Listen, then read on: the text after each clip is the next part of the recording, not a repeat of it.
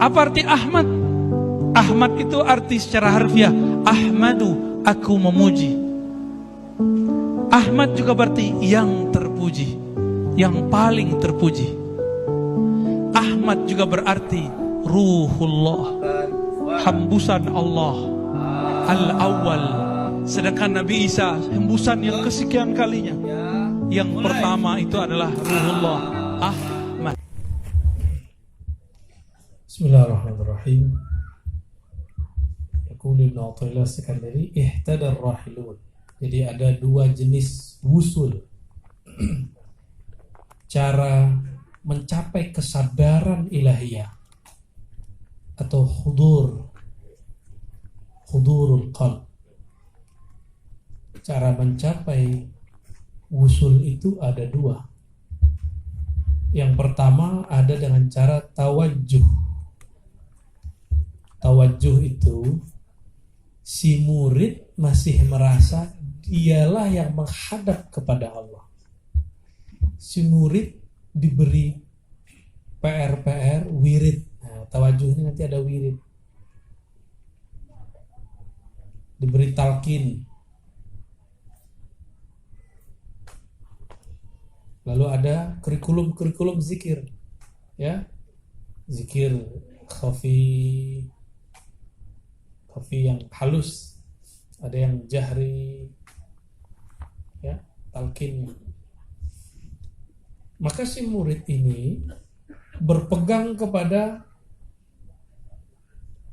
angka. Ya. Angka. Maksudnya apa? Berapa banyak zikir yang dia capai, sebanyak itulah dia mendapatkan rasa. Sekuat itulah dia bisa bertawajuh kepada Allah. Nah, ini cara rahil. Rahil itu salik atau murid. Ini disebut dengan apa? Murid. Nah, ada cara kedua. Nanti saya ulangi dua-duanya. Murad itu si murid bukan merasa dialah yang datang kepada Allah, tapi dia didatangkan oleh Allah Subhanahu wa ta'ala. Disebut wasil, dia sudah wusul sebelum wusul. Karena dia sudah wusul sebelum wusul, masih manusia. Kalau dia masih manusia normal, maka ketemu guru yang akan nanti menurunkan makomnya. Jadi dia udah tajalli dulu, udah naik dulu. Nanti disuruh turun tanazul. Gimana disuruh tanazul? Disuruh wirid. Tapi wiridnya itu bukan angka yang dia cari. Tapi sebelum zikir itu datang rasa sudah muncul. Sebelum dia zikir, si mazkur yang disebut sudah hadir dulu dalam zikirnya. Sebelum dia memanggil, yang dipanggil telah terasa di dalam dirinya. Ini disebut dengan wasil. Jadi dua kelompok ini berbeda. Ya, berarti kalau bahasa yang sering saya sebutkan sebelumnya ada apa? Murid. Satu lagi murad. Ya. Murid merasa wiridnya yang buat dia sampai.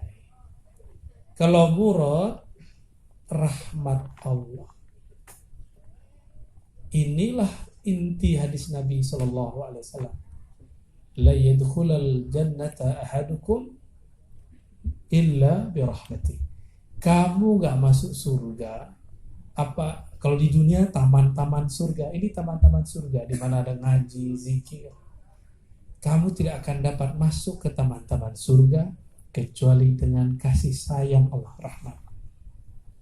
Ya. Tapi kalau si murid merasa karena berkah wiridnya, maka coba aja lihat ntar.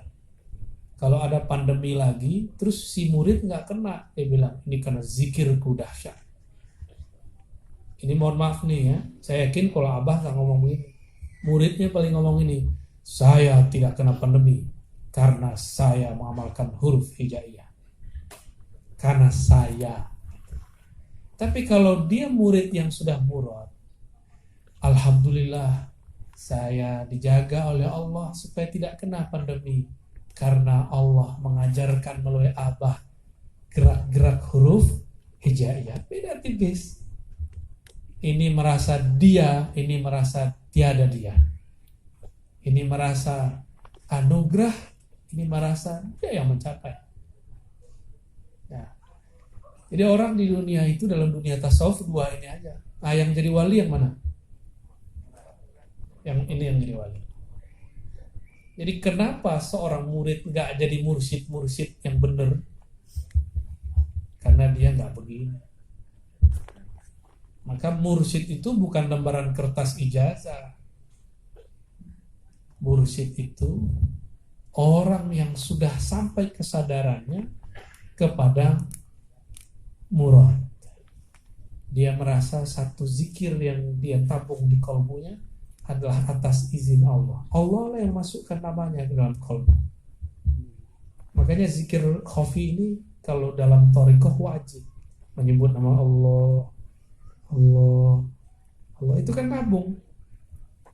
Siapa yang menabung duit, duitnya banyak. Orang butuh duit dia bisa bantu. Disebut orang kaya, kaya duit. Siapa yang disebut mursyid? Orang yang bisa, yang banyak nabung nama Allah. Dan mursyid murid, ada mursyid yang murad. Mursyid yang murid, kalau dia nggak rajin wiridan, dia nggak kuat untuk mentalkin orang. Dia nggak kuat bermurid. Muridnya ilmunya kenceng dikit dia lemas. Karena harus banyak yang dikeluarin. Murid, kalau mursyidnya makomnya murad, ada koneksi rohani yang menghubungkan dia dengan Allah yang maha kaya yang punya nama. Maka energi nama itu langsung Allah yang turunkan. Mau sejuta orang talqin dia gak kelelahan. Mau sejuta semiliar dia punya murid dia gak kelelahan. Dan dia terhubung kepada sang energi abadi Allah Subhanahu wa ta'ala. Ya. Jadi gak sembarangan nalkin orang. Library of God, Al-Maktabah Al-Ilahiyah, perpustakaan Allah Subhanahu wa ta'ala yang ada pada wali-walinya. Hanya pada mereka Allah nyimpan. Malaikat nggak dapat. Malaikat cuma sampai di kolbu.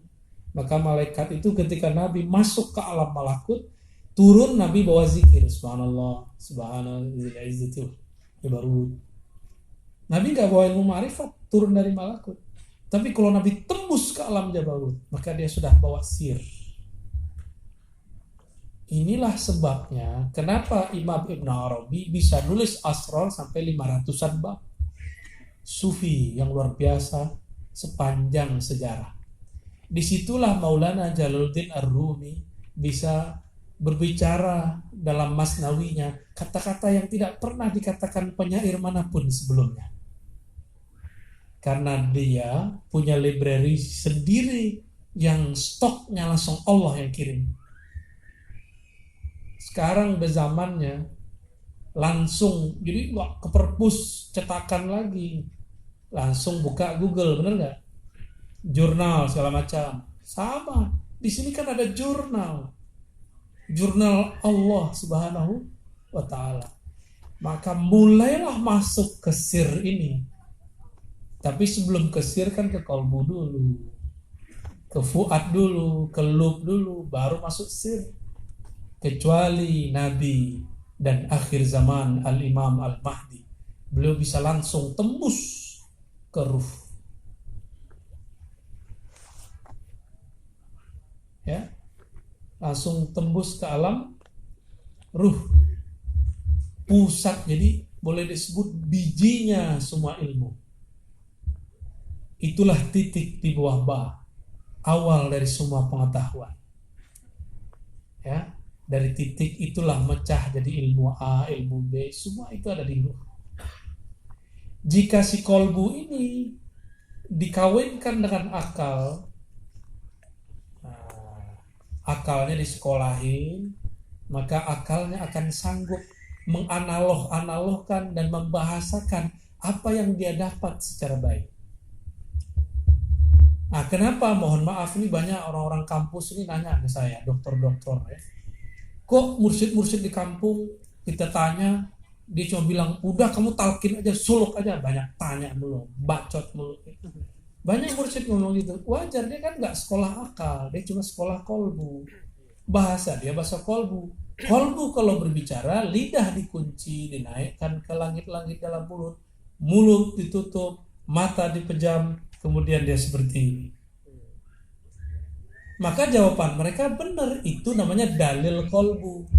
Dalil kolbu itu zauk, rasa sama dengan tahu. Kalau tidak ada rasa, tidak tahu. Tapi oleh orang berakal, dalil itu mesti ada analog. Oleh orang empirik, nah di luarnya ada lagi orang empirik.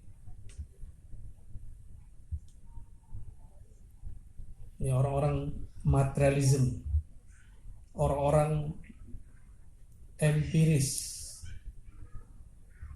Orang-orang ini kalau nggak ada nomor ayat, surat, halaman, berarti nggak sunnah.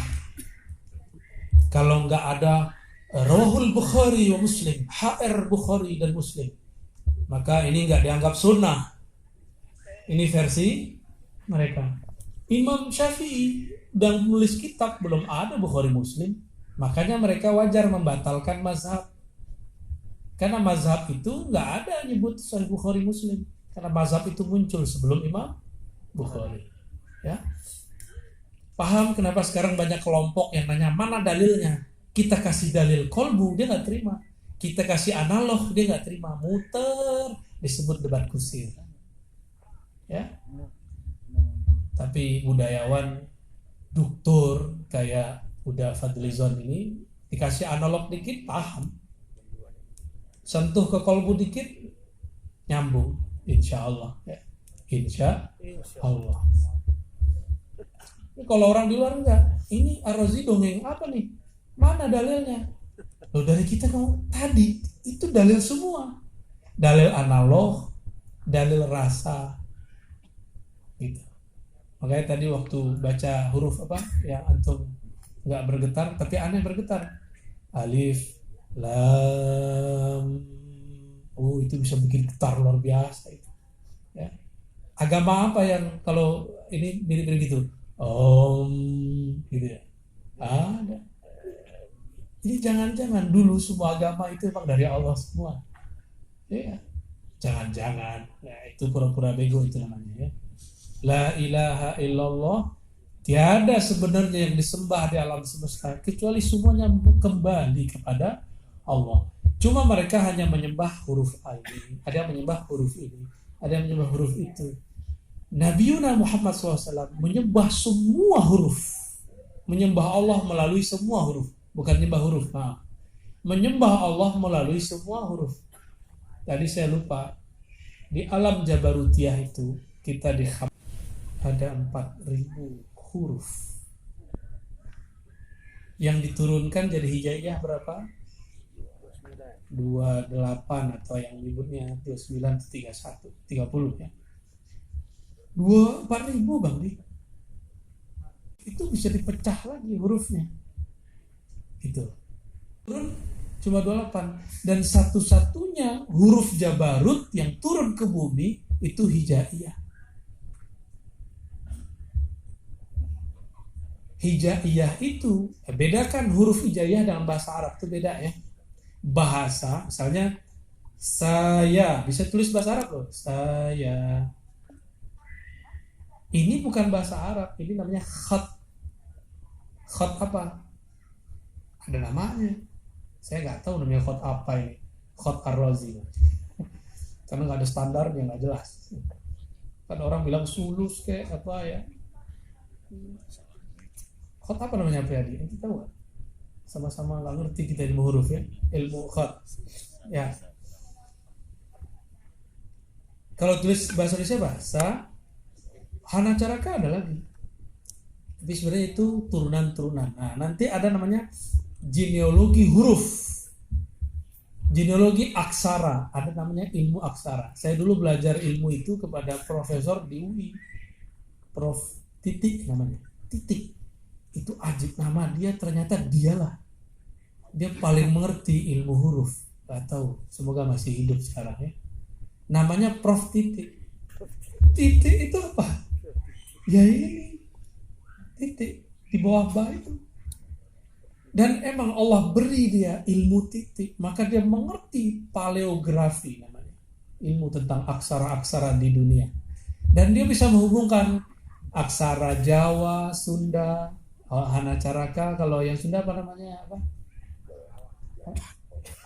Honcoroko, Dotosowolo. Kalau yang Jawa apa? Sunda apa?